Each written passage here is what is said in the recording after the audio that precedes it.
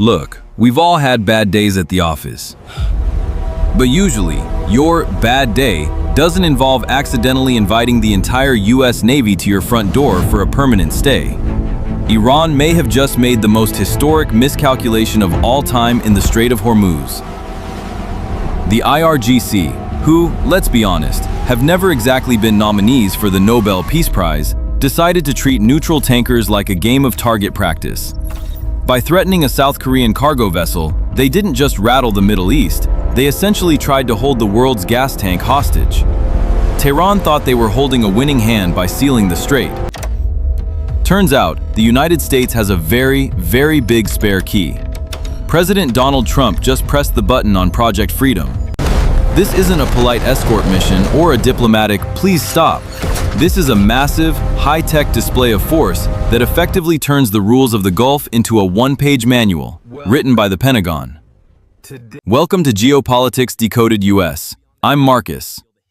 If you're tired of mainstream news that treats you like you can't handle the details, you're in the right place. Here, we don't just look at the map, we decode the moves before they're even made. We're glad to have you in the war room today. Before we dive into the wall of steel and the drones that can make decisions faster than you can blink, do us a favor. If you value independent, data-driven strategy, join our community.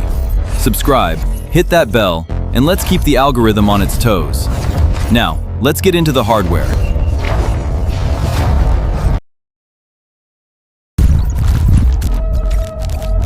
The wall of steel and the first nope. The first major test of this operation took place on May 4th, and it was, to put it mildly, a total disaster for Tehran. Two U.S. Navy destroyers, the USS Truxtun and the USS Mason, entered the strait under what Iran thought was a terrifying barrage of cruise missiles and drone swarms. It was a coordinated, sustained attack.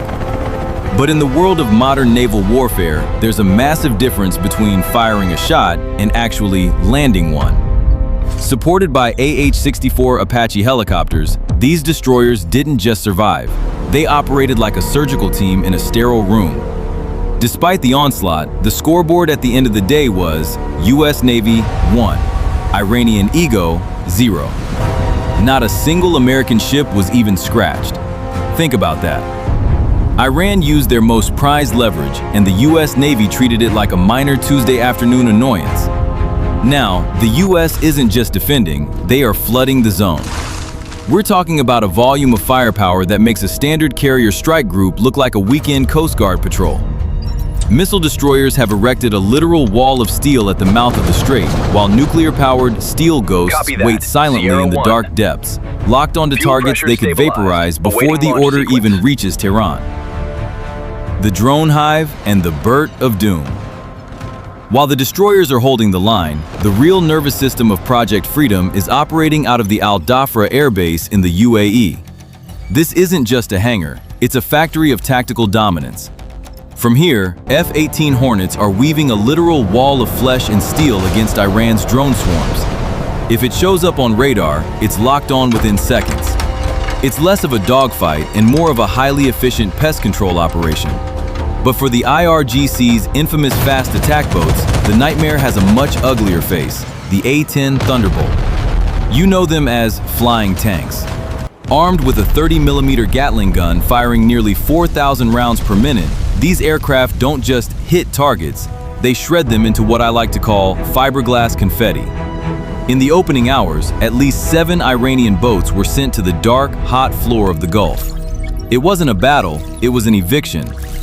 Meanwhile, the skies are humming with multi-domain drones and autonomous Malloy logistics systems. These are the AI-powered hives the Pentagon originally built for the Pacific. They eliminate human error, relaying threats with millimeter precision and making kill decisions in a tenth of a second. Imagine trying to play chess when your opponent can move every piece at once, 10 times faster than you, while you're still trying to figure out where your knights went. Iran isn't just outgunned, they are being technologically erased from their own home waters. Prepare for engagement. The point of no return. Movement detected at the coordinates. We are moving into deep water now. We've seen the air and sea dominance, but the Pentagon is already looking at the buttons they haven't pressed yet. Project Freedom is just the warm-up act. Before we decode Phase 2, Regression the underground initiated. blitz, and the targets that will quite literally send the Status. regime back to the Stone Age, we have a question for the war room. I am Do you believe technological superiority alone can win a war in the Middle East? Or is the US walking into a sophisticated digital trap? General. Decode your thoughts in the comments below. We're looking for the most calculated perspectives in our community. And if you're finding this briefing more useful than a standard news cycle, hit that subscribe button and join Geopolitics Decoded US. Don't let the algorithm decide what you know. Now, let's look at the bunkers. Phase 2, the underground blitz. Phase 2 is where the gloves really come off. Project Freedom moves from the choppy waters of the Gulf to the very earth beneath Tehran's feet. Iran has spent decades and billions of dollars burying their strategic assets deep underground, thinking that a few dozen meters of concrete would keep them safe. It's a classic play. But unfortunately for them, the Pentagon has a very specific answer: bunker busters. We're talking about precision-guided munitions designed to burrow through reinforced concrete like it's wet cardboard before detonating inside. These strikes aren't just aimed at destroying missiles. They are designed to vaporize Iran's fuel reserves and munitions in massive subterranean chain explosions.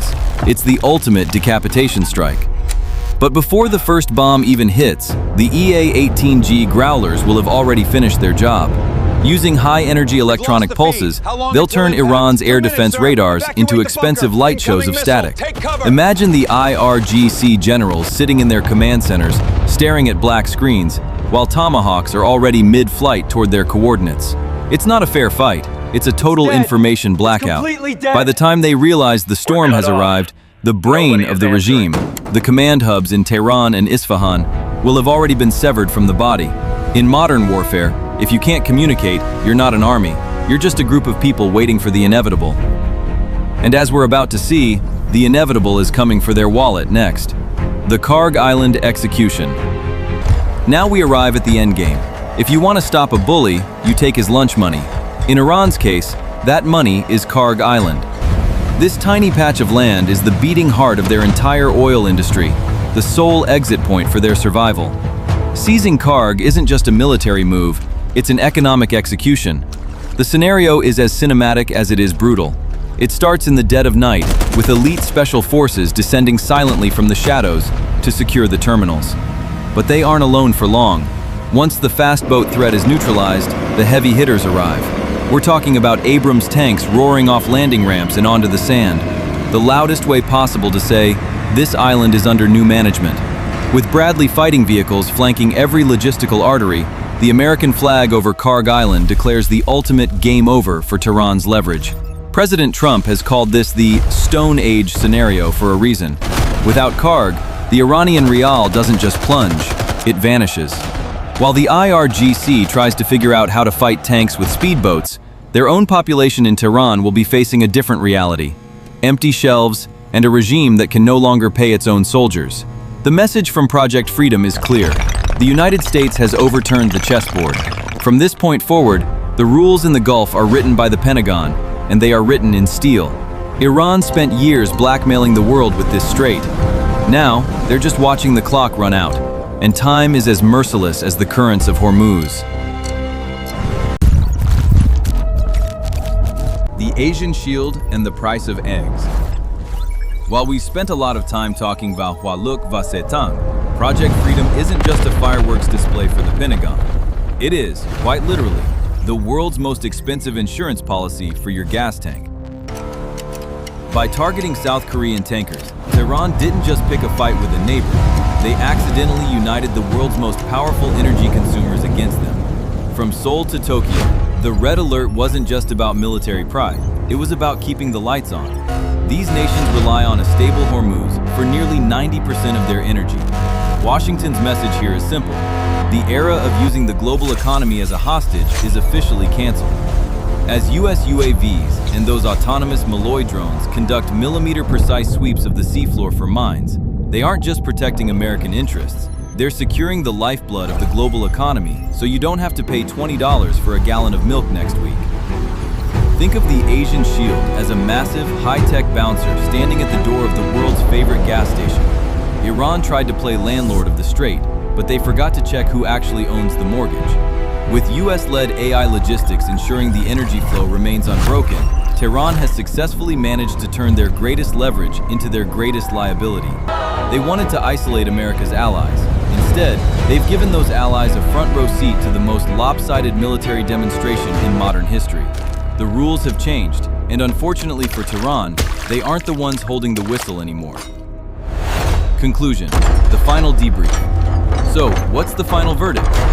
Iran spent years telling the world they could close the door whenever they liked. Turns out, when the US Navy shows up, that door isn't just open, it's been taken off the hinges and sold for scrap. The United States has completely overturned the chessboard. Tehran is now cornered, gasping for breath, and watching their leverage evaporate as fast as their rial on the black market. But the question that remains is for you. Will Iran launch one final, desperate suicide attack to save face? Or will they finally sit down at the negotiating table and realize that you just don't win a game of chicken against a Hamdoy Tausanbey? Decode your thoughts in the comments. We want to see who has the best strategic foresight in our community. If you enjoyed this deep dive, or if you just like seeing expensive drones do cool stuff, subscribe to Geopolitics Decoded US. Hit that notification bell so you're always the first to know when the next global flashpoint erupts. We're building the sharpest community on YouTube, and we want you in the war room. And hey, if you're heading out on a long drive and want more of this without looking at a screen, find us on Spotify. Our masterclass in global strategy is Global ready whenever strategy you isn't are. just about expansion. I'm Marcus. It's about Thanks resilience. for standing watch with us We today. analyze the data, Stay safe we and anticipate stay the threats, sharp. and we move decisively.